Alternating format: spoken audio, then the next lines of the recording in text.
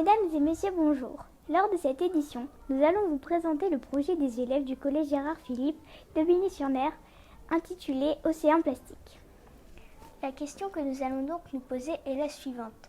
En quoi les activités humaines à Aubigny-sur-Ner peuvent-elles avoir un impact sur la pollution de plastique dans les océans ? Tout commence par les déchets jetés dans la nature. Retrouvons donc tout de suite nos deux reporters sur les bords de Ner.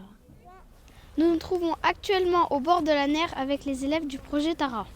Nous allons prélever les plastiques qui peuvent se trouver au bord de la Ner.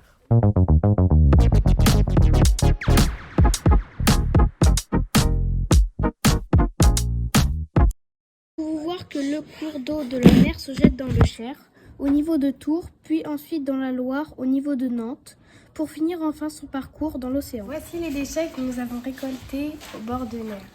Nous allons essayer de les trier, de les ranger par catégorie, comme par exemple le métal, la céramique, le verre et le papier.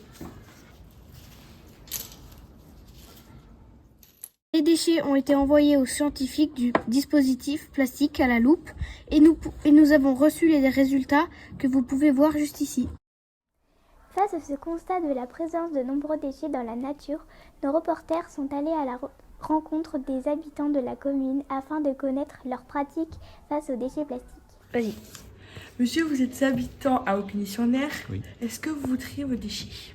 Bien sûr, je fais très attention, je ramasse même les déchets dans la rue pour les remettre dans la poubelle et je les trie. Où penses-tu que les déchets finissent non triés ? Ils finissent énormément dans la nature et par conséquent pourraient finir dans les océans et les mers. Nous allons maintenant retrouver nos reporters qui ont assisté à la conférence de Valérie Barbe, chercheuse au LOMIC, au CNRS et au CEA sur l'impact de la pollution plastique sur les océans et les solutions envisageables.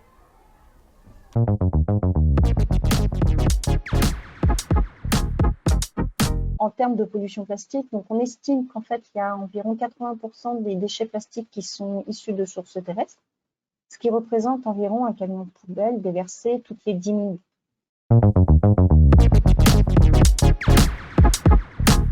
Et sur le sable, voilà ce que l'on peut y trouver. Là, vous avez un briquet, vous avez une fourchette, vous avez des bouchons. Et donc, on a fait du ramassage sur 100 mètres de plage sur cette île. Et voilà ce que l'on a récolté sur 100 mètres de plage. 100 mètres, c'est rien.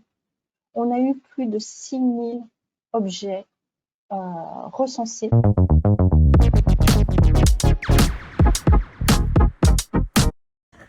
Comme le conseille Valérie Barbe, il y a quelques astuces que vous pouvez mettre en place pour réduire votre consommation de plastique, comme utiliser des sacs en toile de jute pour faire vos courses, acheter des produits sans emballage ou en vrac ou à la découpe, manger des produits de saison ou encore boire de l'eau du robinet que vous pouvez filtrer.